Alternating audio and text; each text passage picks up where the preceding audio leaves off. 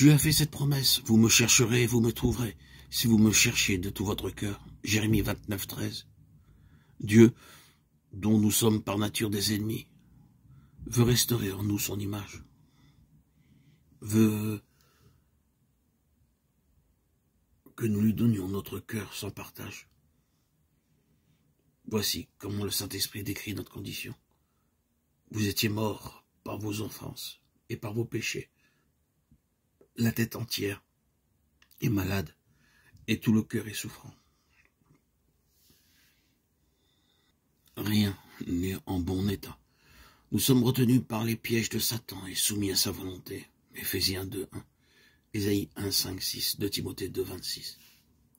Dieu désire nous guérir et nous rendre la liberté. Mais comme cela nécessite une transformation complète de notre nature, il faut que nous nous abandonnions entièrement à lui. La guerre contre le moi est la plus grande qui ait jamais été livrée. L'abandon de soi-même, la soumission entière à la volonté de Dieu, ne s'obtient pas sans combat. Mais cette soumission est nécessaire à notre transformation et à notre sanctification.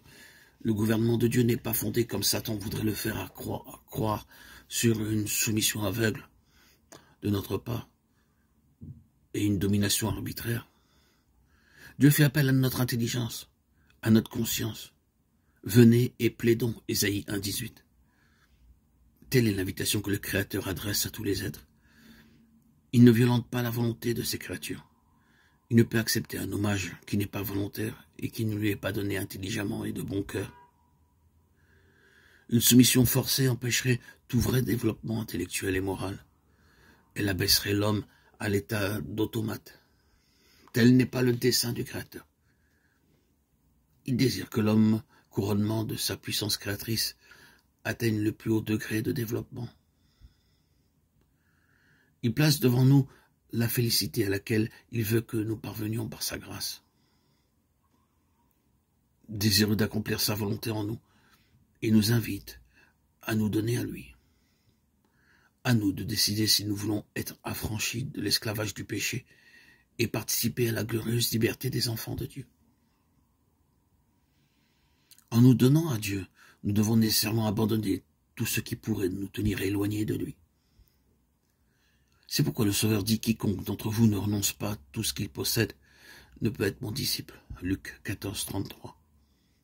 Mammon est l'idole de plusieurs. L'amour de l'argent, le désir des richesses sont les chaînes dorées qui les lient à Satan.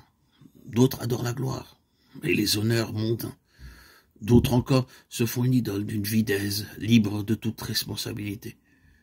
Mais il faut que ces chaînes soient rompues. Nous ne pouvons être en partie au Seigneur et en partie au monde. Nous ne devenons les enfants de Dieu que dès le moment où nous le sommes sans réserve.